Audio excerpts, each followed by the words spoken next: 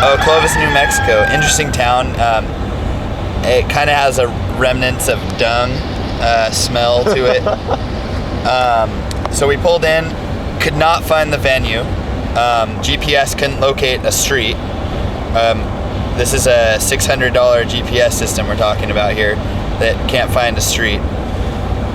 And we pulled The street in. didn't exist. Yeah, the street I guess didn't exist that we got off the internet for the venue.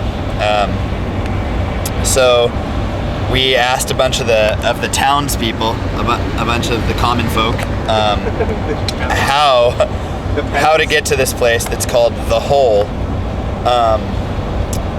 We talked to many of folk, and a couple described The Hole as being a warehouse. Others described it as being a house. Some described it as being over here. Some described it as being over there. One described it as being right next door to the bar. I eat great green eggs and ham too.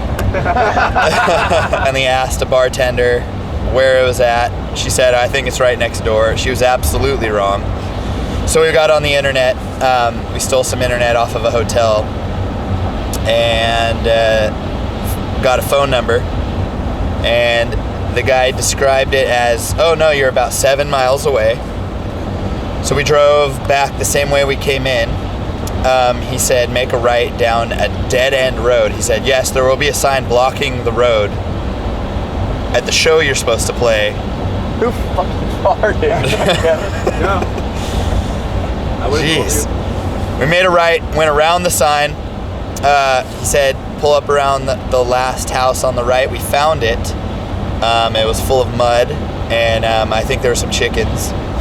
And there was a mobile home out in front, but behind it was a venue. It was a warehouse that these guys, it was pretty much one of the coolest places I've seen, you know, that's in the middle of nowhere. And these guys are trying to run a clean venue, no drugs or alcohol.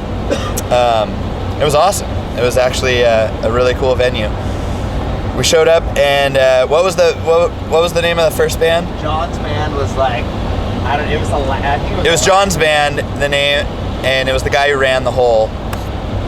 We totally spaced on the name because it's a really space age name, but they're really cool. They're really poetic. They talked about a lot of civil rights kind of stuff, and their music was really moving.